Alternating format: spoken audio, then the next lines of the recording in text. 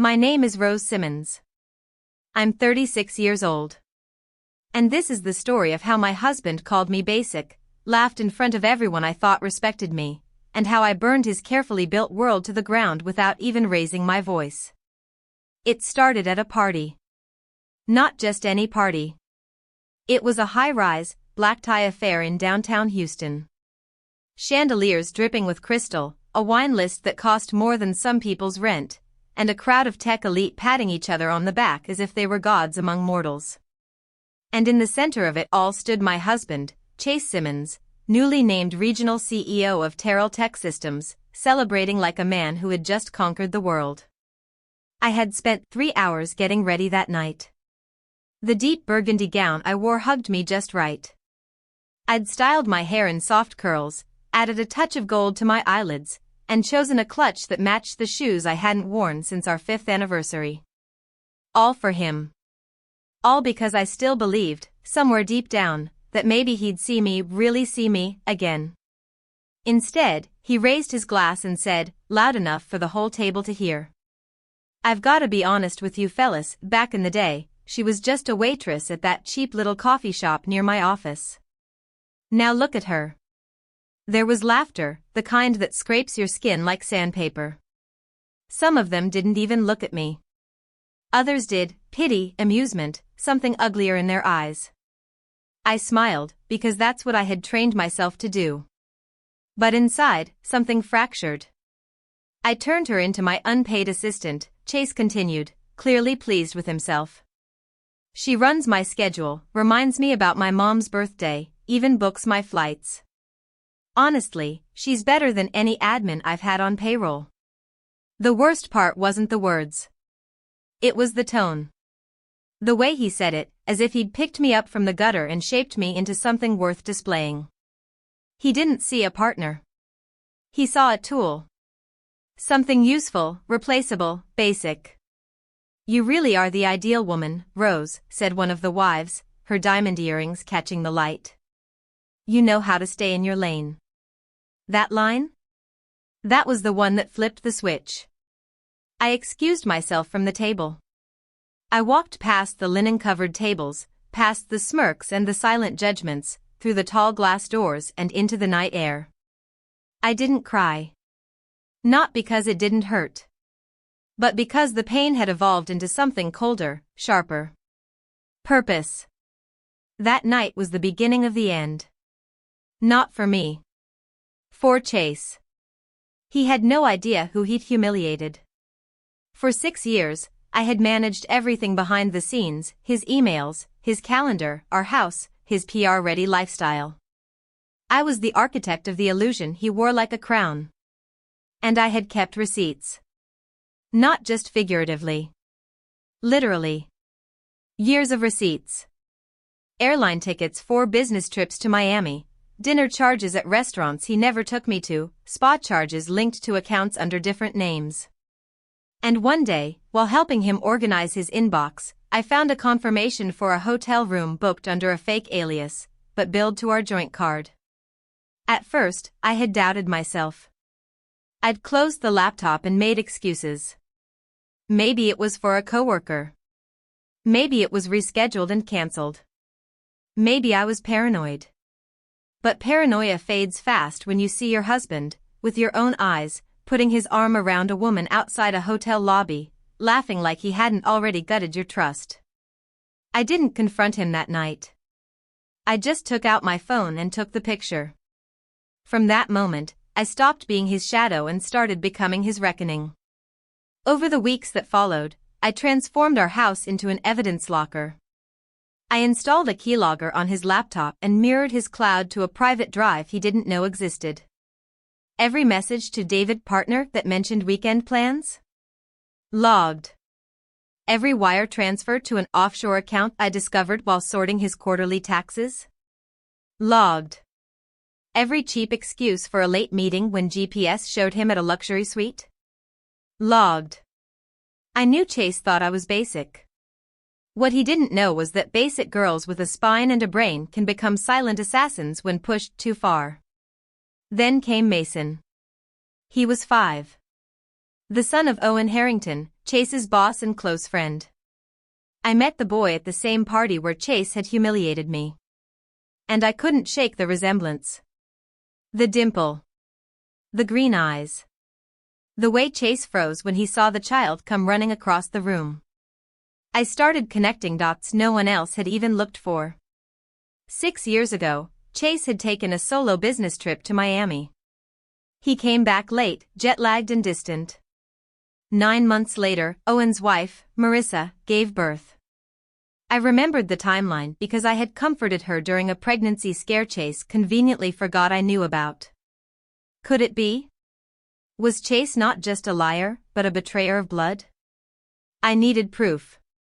That's when I reached out to Claire, a woman I met at a yoga studio who happened to be a lab tech at a leading genetic testing facility. Over coffee one afternoon, I casually asked about modern DNA testing. You can use hair or saliva, right? I said innocently. Claire nodded. It's actually easier than ever. Just a water bottle or a used toothbrush is enough. Perfect. At Chase's next company picnic, I offered Mason a cold drink after he finished a sack race. He drank half of it, set it down, and ran off. I picked it up and tucked it in my purse. A few days later, while cleaning the bathroom, I plucked hairs from Chase's comb and sealed them in a labeled envelope. Within 2 weeks, Claire delivered the results. No questions asked. No suspicions. The child was his. And in that moment, I realized I wasn't just holding the matches.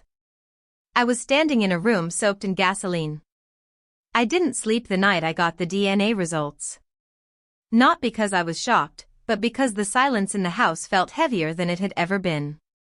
Chase was in the bedroom, snoring like nothing in the world was wrong. And I sat alone in the kitchen, that envelope in my lap, the lamp casting a soft glow across the marble countertops I had scrubbed 1,000 times. I reread the report 3 times. It was conclusive. Mason Harrington, Owen's child, or so everyone believed, was genetically tied to Chase. My husband hadn't just cheated on me. He had lied to his boss. He had helped destroy a family. And he had smiled through it all like a goddamn saint. I stared at that report for hours, my breath shallow. Not a single tear. Just the taste of steel in my mouth, the kind that comes before a storm. I wasn't going to scream or throw things. I wasn't going to confront him in some dramatic outburst. Chase thrived on chaos. He could twist a fight, gaslight any emotion. No. This wasn't going to be a confrontation. It was going to be a demolition. I quietly began organizing everything. First, I printed the full DNA report and placed it in a secure folder, one that joined the pile of screenshots, location logs, and financial statements. Then, I started building my timeline. I wasn't just going to expose his affair. I was going to unravel his entire empire. Chase had spent years rising through Terrell Tech's ranks. I'd helped him, ghost-wrote his emails, polished his presentation decks, reminded him of metrics and milestones he couldn't keep track of. I knew everything he'd done. Every corner he'd cut. Every inflated sales report. Every ghost client he used to cover up diverted funds. All I needed now was to prove it. So I reached out to someone I hadn't spoken to in a while, Gala Martin, an old college friend who now worked in cybersecurity. We met for lunch in a quiet cafe where I explained everything, well, almost everything. He's hiding something, I said, stirring my tea. Offshore accounts. Possibly embezzling from his own department. Can you help me trace the transfers? Kayla didn't ask why. She just nodded. Send me what you have. I'll see what I can find. A week later, she texted me a single message, Rose, you were right. And it's bigger than you think. What Kayla uncovered made my skin crawl. Chase wasn't just embezzling. He had set up an entire dummy consulting firm, FutureBridge, that he funneled company funds into. He used the consulting firm to invoice Terrell Tech for services that were never rendered, and then moved the money through a shell account under the name of David Lemke, the same David he texted so often. He'd stolen nearly $3 million. $3 million. The number didn't just make me furious. It made me feel foolish. All those times he had claimed we couldn't afford that vacation, or that I should hold off on going back to school because we need to budget. All while whining and dining mistresses and laundering money behind my back. But now? I had everything. His personal betrayal. His financial crimes. His secret child. I had all the proof. Now I just had to decide when and where to strike. The perfect opportunity arrived wrapped in crystal glasses and corporate arrogance. Chase was throwing a gala to celebrate his promotion to regional CEO, hosted in the ballroom of the Lux Grand Hotel in downtown Houston. Everyone who mattered in the company would be there. Owen. The board. Investors. PR reps, the tech media. It would be Chase's proudest night. And his last. I rented a suite at the Lux Grand 3 days before the event. Not just to stay hidden, but to plant everything I needed. I used the time to load every file, every email, every photo, and the DNA results onto a sleek silver USB. Then I uploaded encrypted copies to 3 cloud services under usernames Chase would never guess. And finally, I composed 3 emails. 1 to the board. 1 to Owen. And 1 to every media contact listed in Chase's email threads. All scheduled. Timed down to the second. The night of the party, I dressed in quiet elegance. Not flashy, not desperate. A simple black gown, pearls Chase's mother gave me years ago, and a clutch that held nothing but my phone and the final copy of the USB. I didn't enter with Chase. I arrived separately. Quietly. Observing the celebration from the edge of the crowd like a ghost haunting her own story. Chase was in full performance mode. He raised glasses, laughed too loudly, told the same story he'd shared before, the one about elevating a waitress to wife and assistant. The crowd laughed again, but not as hard this time. His jokes were wearing thin. Owen stood near the podium, a calm expression on his face. Mason wasn't there. Thank God. That child didn't deserve to be part of what was coming. At exactly 8:37 p.m., I slipped out onto the terrace. The soft breeze danced through the strings of fairy lights. I pressed send. 3 emails. 3 detonations. By 8:40, I was back inside, casually walking through the ballroom when I saw the first face change. It was Owen. He looked at his phone, then looked at Chase. His face went pale. The hand holding his glass began to shake. Around the room, others were beginning to do the same. Phones buzzed. Eyes darted. Smiles faded. Chase was too busy to notice. He was telling another one of his stories, laughing with a group of junior execs. But soon, the conversations died. The room shifted. Owen approached the stage. "Ladies and gentlemen," he said, voice low but clear. "Before we continue, I need to speak with Mr. Simmons. Privately." Chase blinked, confused. "Right now?" "Right now." He followed Owen through the crowd like a man walking toward his own execution. I watched, silent and still, as the whispers grew louder. Then I turned and walked away, out of the ballroom, out into the hallway, and into the elevator that would take me to the suite I had prepared for the fallout. As the doors closed, I felt nothing but stillness. The destruction had begun. And I wasn't done yet. By the time I reached my suite on the 12th floor, the building itself seemed quieter. Not in sound, but in atmosphere. Something had shifted in the air, like a storm system settling into place. I stood by the floor-to-ceiling windows, staring out at the Houston skyline lit up in a dozen shades of gold and steel, and I waited. I didn't need to be in the ballroom to know what was happening down there. I had orchestrated every beat. Like a conductor before the crescendo.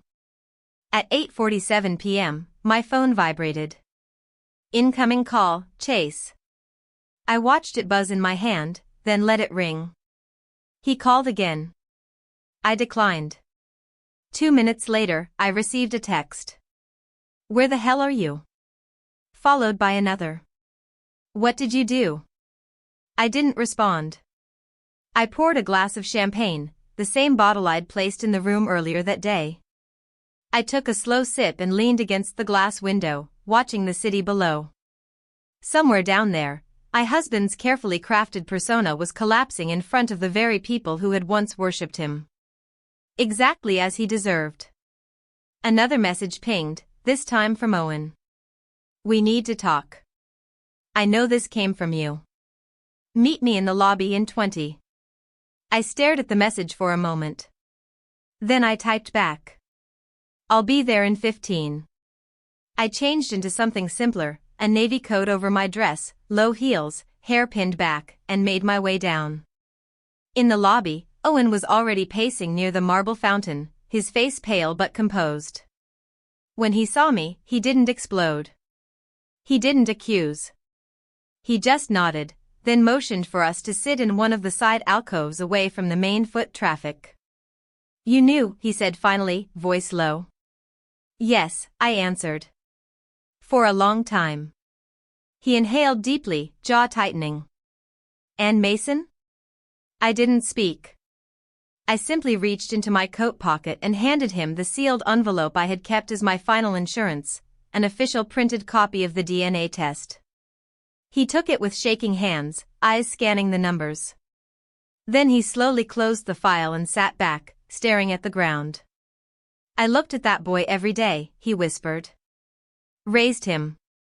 Loved him. And that bastard, my friend, never said a word. I didn't offer comfort. It wasn't my place. We had both been betrayed. But Owen had loved with innocence. I had loved with loyalty. We were both victims of a man who saw people as tools and lives as leverage. I'm sorry, I said quietly. He looked up, and for the first time that night, his eyes weren't angry, they were filled with something deeper. Respect. You destroyed him, Owen said. Without saying a word. That takes strength. I didn't want revenge, I replied honestly. Not at first. I just wanted the truth to be seen. He leaned forward, lowering his voice. The board met an hour ago. He's done. We've issued a press statement. And legal's already preparing to file fraud charges. You've dismantled his entire career in under 15 minutes. I nodded. He did that himself. I just opened the curtain. There was a pause. Then Owen said something I didn't expect. You're not just the woman behind the man, Rose. You're the only reason he got where he did.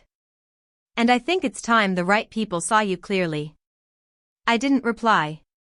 I just met his gaze and held it. Because the truth is, I had waited years for someone to look at me like that, not with pity or possessiveness, but with acknowledgement. He stood and extended his hand. You ever want to rebuild your life, Rose, you let me know. I'll clear a path. I shook his hand. Firmly. And then I left the lobby without glancing back. By morning, the headlines had hit every major tech news outlet. Terrell Tech CEO accused of fraud, misconduct, and secret paternity scandal. Exclusive, internal leaks reveal $3 million embezzlement scheme. Every article had the same photo, Chase grinning at the gala, drink in hand, just moments before his fall. I received texts from people I hadn't spoken to in years. Some were confused. Others were stunned. A few were just nosy. I ignored them all. Instead, I spent that morning packing. I had already found an apartment downtown, nothing too fancy, but clean, modern, mine. A place with no trace of him. No photos, no shadows. Just light. I hired movers, boxed up my things, and left behind everything he had ever touched. I didn't take the designer gifts or the diamond earrings he had bought to make up for working late. I left behind the furniture I once picked out with so much care, every corner of that house now a museum of manipulation. I took the things that mattered, my books, my journals, my laptop, the documents I'd built my case with. And one box labeled simply, Freedom. By noon, I walked through the front door of my new place. I set down the box and let out a breath I hadn't realized I'd been holding for years. Freedom didn't feel like champagne or revenge. It felt like silence. And peace. That night, I got one final visit. There was a knock on my new door. When I opened it, Chase stood there, no suit, no bravado. Just a broken man in a soaked hoodie, eyes red, mouth trembling. "Rose," he whispered. "Please." I lost everything.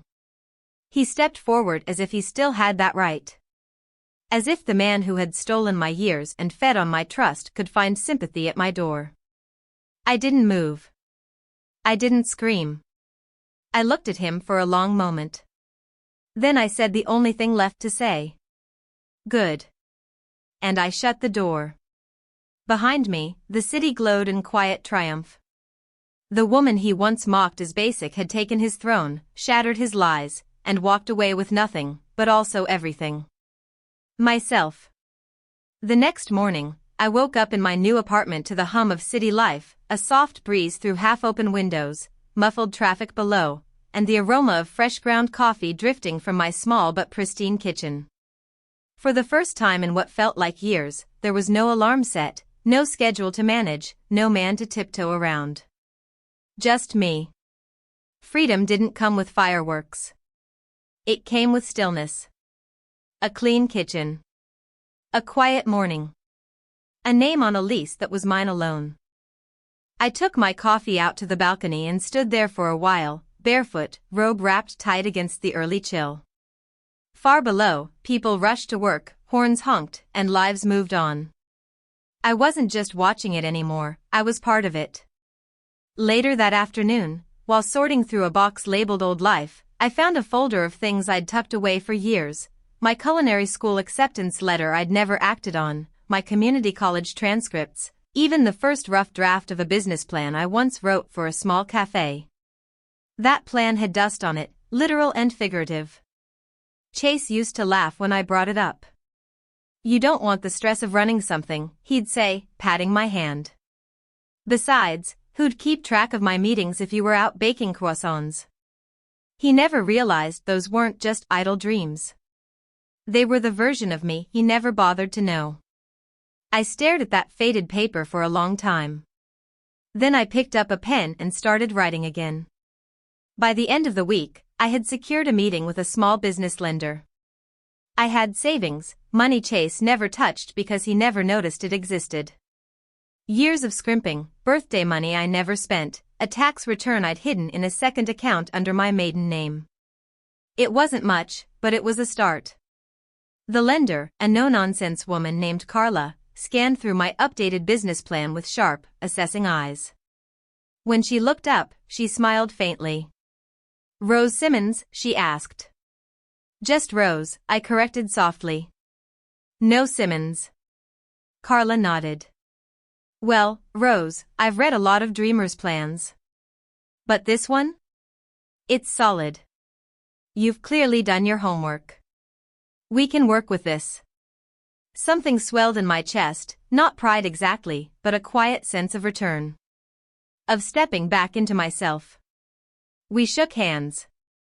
And just like that, Basic Rose was back in business.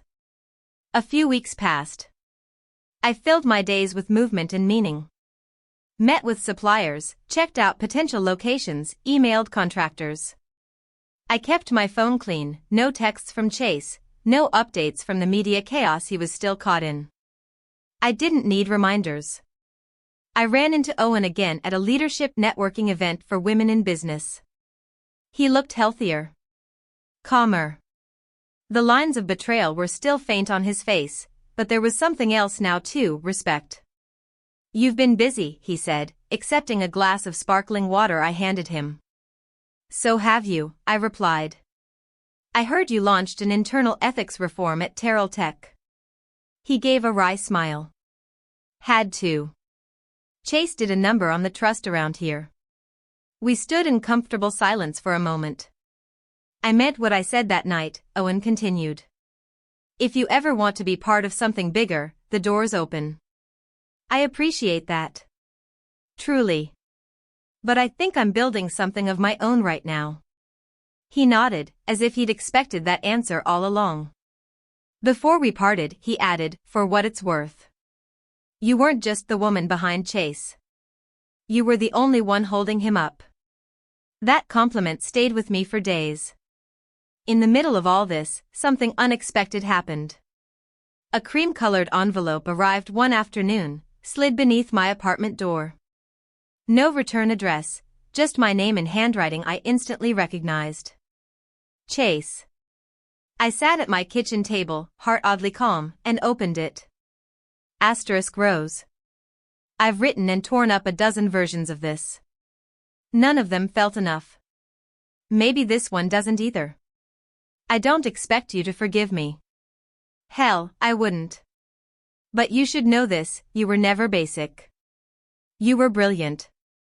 And I was too blind, too selfish, too proud to see that. I destroyed everything we had. Everything I had. Not just because of what I did, but because of who I became. I miss the version of me who sat across from you in that coffee shop and thought, she's it. And I hope, wherever you are now, you found someone who sees you the way I should have. I'm sorry. Chase *. I folded the letter neatly and placed it in my desk drawer. I didn't cry. I didn't smile. It was closure, not because he'd given it to me, but because I had already taken it. That spring, I opened my cafe. Morning Bloom sat on a quiet corner in Montrose. Exposed brick, soft lighting, warm smells of cinnamon and espresso. A glass case filled with handmade pastries I woke up early to bake myself.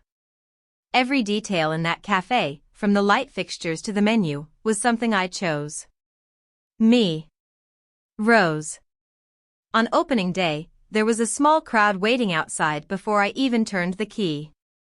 I wore a simple apron, my name embroidered across the front, and greeted every customer with a smile I didn't have to fake. Halfway through the morning, just as the first rush slowed down, a familiar figure appeared at the counter. Owen. He smiled and slid a crisp 20 across the counter. Whatever your best is, he said. Everything's the best here, I replied, grinning. He looked around the place, eyes full of quiet admiration. You did it. I did. He lifted his cup to me before heading toward a corner table, and for a moment, the sunlight through the window hit just right, catching the soft glint of the cafe sign behind me, the light in my eyes, and the woman I had become. Not just anything. Not basic. Not forgotten. I had risen. And I had arrived. The scent of vanilla bean and warm scones floated through the cafe as the early morning light streamed through the windows of Morning Bloom. I stood behind the counter, sleeves rolled, flour dusted across my apron, watching my little world wake up. Every face that entered was new, but each one left with a part of my story, even if they didn't know it. The cafe had become more than just a place for coffee and croissants. It was my proof that you can lose everything and still rise. That sometimes, ashes make the best foundation. By the third month, business was booming. We'd been featured in a local magazine under the headline, From Betrayal to Bloom, One Woman's Journey from Corporate Wife to Cafe Visionary. I didn't even know the reporter had been in until she emailed me the draft. My story had struck a chord, and suddenly, people started coming in not just for coffee, but for courage.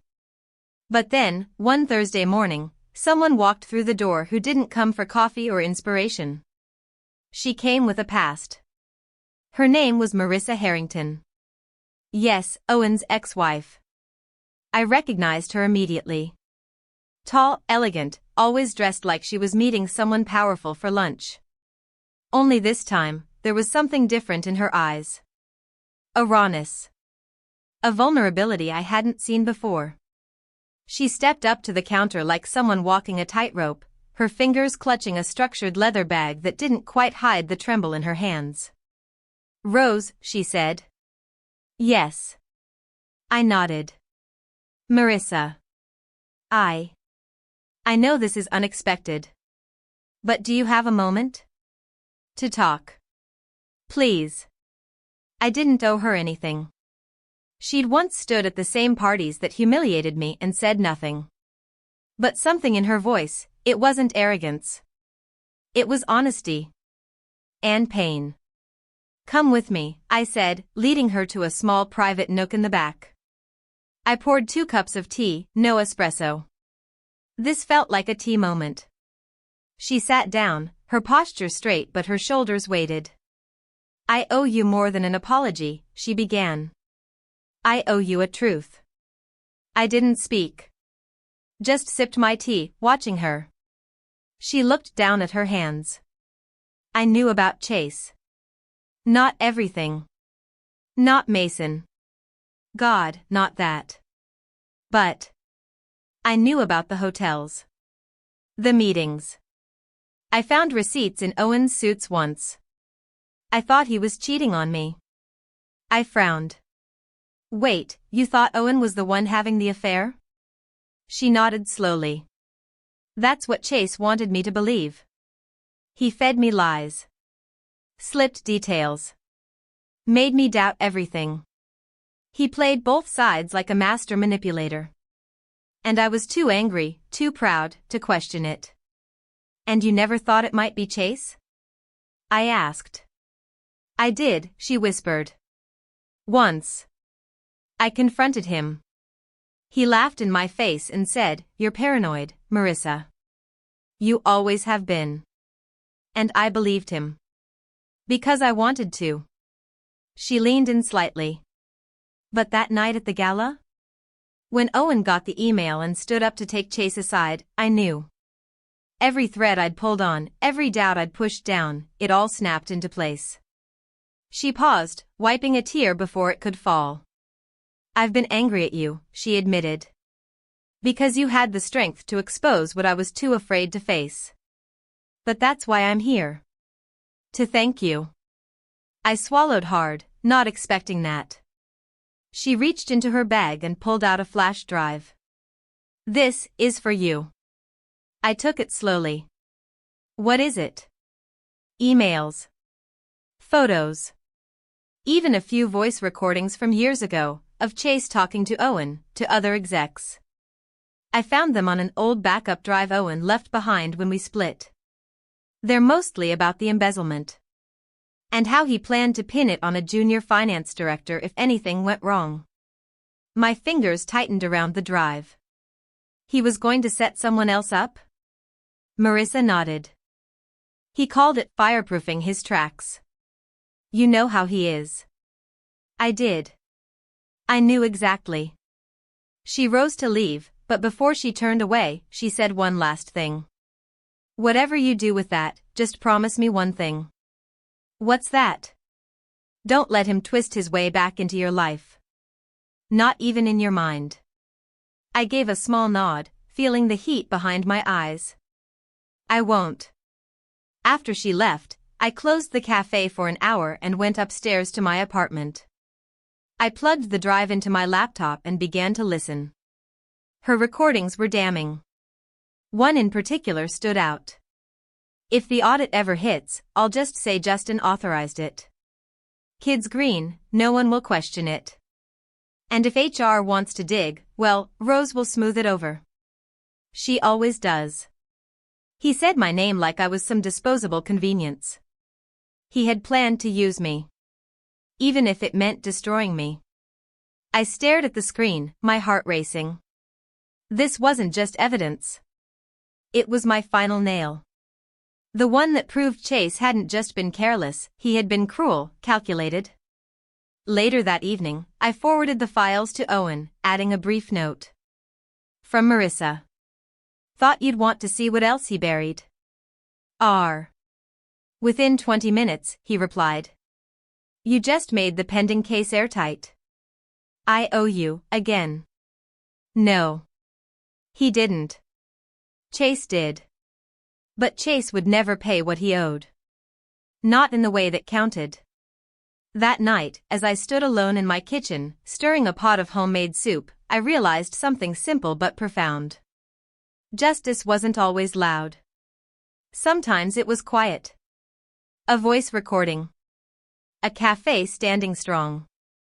A woman still standing tall after a storm. The past was buried. And I was not. The first day of the trial arrived beneath a low, gray Houston sky, the kind of morning that feels like it's holding its breath. Outside the courthouse, cameras clicked, reporters jostled for angles, and Chase Simmons, dressed in a charcoal suit he used to wear like armor, stepped into the public shame he never believed could touch him. I didn't attend that day to watch him fall. I attended to stand for what he tried to bury. Owen had asked if I'd consider testifying. I said yes before he finished the question. Not for revenge. Not for spectacle. But for Justin, the junior director Chase had planned to pin the crime on. For the investors he swindled. For the company employees who had trusted him. For myself. They called me to the stand just before noon. The room was colder than I expected, all stone and sharp corners, filled with people pretending to be neutral. I felt every eye on me as I stepped up and placed my hand on the Bible. My voice didn't shake, not even once. I told them how I managed Chase's calendar, how I'd seen discrepancies, how I began collecting proof quietly. I walked them through the timeline. The shell company. The emails. The offshore transfers. The DNA evidence, briefly, when the prosecution highlighted Chase's pattern of deceit. The recordings from Marissa's flash drive were introduced into evidence. Owen sat at the front, his jaw clenched, hands folded tightly in his lap. Chase didn't look at me once. But I looked at him. He wasn't the man who humiliated me at the gala anymore. He wasn't the charming executive, or the liar who lived so easily in shadows. He looked hollow. Like someone trying to remember how to be human again. When I stepped down from the witness box, I walked past him. And in that moment, he glanced up. Our eyes met. Just for a second. And all I saw in his was regret. But not for what he did. For losing the game. The trial lasted a week. By Friday, the jury didn't even need a full day. Guilty. Multiple counts, fraud, embezzlement, falsifying corporate records. The court froze assets pending restitution. Terrell Tech officially severed all ties, and the judge recommended federal charges be added. I didn't celebrate. I didn't even smile. I just walked out of the courthouse into the sunshine, letting the wind lift my hair, and felt the weight slide off my shoulders. That night, I returned to Morning Bloom after closing and stood in the kitchen. I baked until my hands were covered in flour and butter. Until the silence was filled with something beautiful again. I made a new recipe. Raspberry lemon tartlets. Sweet, bright, just a little bit sharp. I placed them in the glass case the next morning. Customers asked what they were called. I looked up and smiled. Closure. About a month later, a letter came. No return address again, but I knew the handwriting. Asterisk rose. They sentenced me today. 4 years. I won't waste words asking for pity. But I needed to write this, because I've been sitting with something for weeks now. You never needed me. I used to think I gave you everything, status, comfort, protection. But now I know you were the one doing the giving all along. I stood on your back and called myself tall. And when you walked away, I finally saw how small I really was. You'll never hear from me again after this. But I wanted to say it, just once. I see you now. And I'm sorry, asterisk. Chase. I didn't write back. I didn't need to. That was the end of that chapter. The last word from a man who once mistook silence for weakness and grace for permission. Spring bloomed harder that year than any before. The cafe expanded, we knocked out the back wall and added a cozy lounge area. We held poetry nights, partnered with local artists, and hosted fundraisers for women starting over after divorce and domestic abuse. Women like me. One evening, while restocking a shelf, my assistant tapped my shoulder. "There's someone here asking for you," she said. I turned and saw him. Logan. Chase's younger brother. I hadn't seen him since the gala. He looked older, quieter. But his eyes, those kind ones that once glanced at me with what felt like guilt, held something new. He stepped forward. "Hey, Rose." "Logan," I nodded, surprised but not unsettled. "What brings you here?" He hesitated. Then, "I've been meaning to stop by for a while." I wasn't sure if it'd be okay. "It's okay. I just wanted to say something," he continued. "Back then, at the party, I saw what was happening. I should have said something. I didn't. I was a coward." I looked at him gently. "You weren't a coward. You were stuck between family and truth. That's not weakness. That's human." He exhaled, relieved. "This place, it's incredible, Rose. You turned all of that pain into something so beautiful." "Pain's just fuel," I said. "You choose whether it burns you or lights the way." He laughed softly. "You always had that in you. Chase just never saw it." "He didn't need to," I said. "I saw it." Before he left, he bought 2 tartlets and paused at the door. "If you ever need anything, business, legal, anything, I've got your back." "Thank you," I said. "But I'm good. I've got me." And I meant it. For the first time in my life, I had me. Whole. Unapologetic. Unbreakable. Summer settled over Houston in golds and warmth, the kind of days where the air smells like honeysuckle and pavement, and the evenings stretch on like silk. Inside Morning Bloom, everything felt in rhythm, croissants in the oven by 5 a.m., regulars waiting at the door by 6:30, and the sound of laughter, typing, and clinking coffee cups like the score to a new, honest life. The walls had stories now, paintings from local artists, cards from grateful customers, framed articles about my journey. People often came in asking, "Are you the Rose?" And I always smiled, replying, "Just Rose." I never needed the full story to follow me like a shadow. The people who mattered already knew. The ones who didn't, well, they just got really good coffee and a warm place to breathe. One afternoon, as I sat near the window updating payroll and sipping an iced lavender latte, a young woman approached hesitantly. She was maybe 23, nervous, eyes darting like she wasn't sure if she should even be talking to me. "Are you? I mean, did you used to be married to Chase Simmons?" I set my cup down slowly. "Why do you ask?" She looked down, then back up. "Because I think he used to see my mom." The air between us stilled. She sat down across from me and pulled a folded photograph from her tote bag. It was faded, creased, and on it was a picture of her as a child, maybe 3 or 4, on a carousel with Chase. His arm around her, smiling. Her mother beside him. "I never met him officially," she said. "But I always wondered. My mom passed away last year. In her things, I found this. And a letter. She said he'd wanted to be part of my life, but then things got complicated." I took a breath. Not out of pain, but of clarity. Chase's trail was longer than even I'd realized. He had woven webs so wide, so selfish, that others had been trapped in them without knowing. "I'm sorry," I told her softly. She nodded. "I don't want anything from you. I just needed to see the person who stood up to him." "Who ended it?"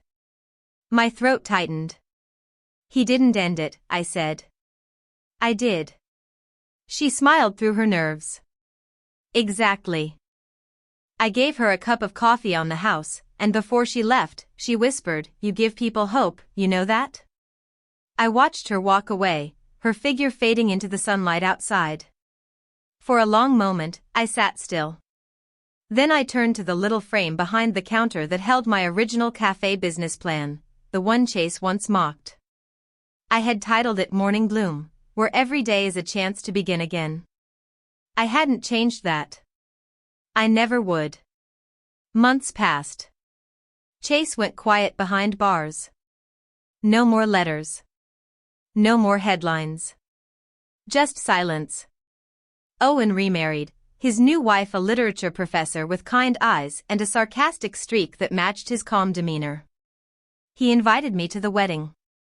I declined, gently, with a handwritten note and a box of tartlets with a small ribbon that said "To New Beginnings." Logan stayed in touch. Occasionally came by the cafe. Always respectful. Always careful to leave the past where it belonged. And me? I expanded. A second Morning Bloom opened in the Heights. This time, I hired a full team of young women starting over, single moms, divorcees, survivors of different battles. We had a motto on the wall: we rise together. One evening, just after closing, I stood outside with a cup of chamomile tea and looked up at the stars. No makeup. No mask. Just Rose. A woman once mocked as basic. A woman once erased by a man's ego. A woman who now owned 2 businesses, mentored survivors, and never had to shrink herself again. I didn't need revenge anymore. I had something better. Power. Peace. And presence. If you've made it to the end of my story, maybe you've been where I was. Maybe you've been silenced, sidelined, or made to feel small. Maybe someone told you that you were basic. Let me tell you what I learned: there's nothing basic about a woman who endures and rises. My name is Rose. And I will never, ever, be basic again. Thank you for watching Revenge Echoes. Rose's story reminds us that the people who underestimate us often build the very stage we use to rise. Have you ever been betrayed and found the strength to rebuild from it? Share your story in the comments. We'd love to hear how you bloomed after the storm. And don't forget to like, subscribe, and follow us for more true-to-life tales of power, justice, and transformation.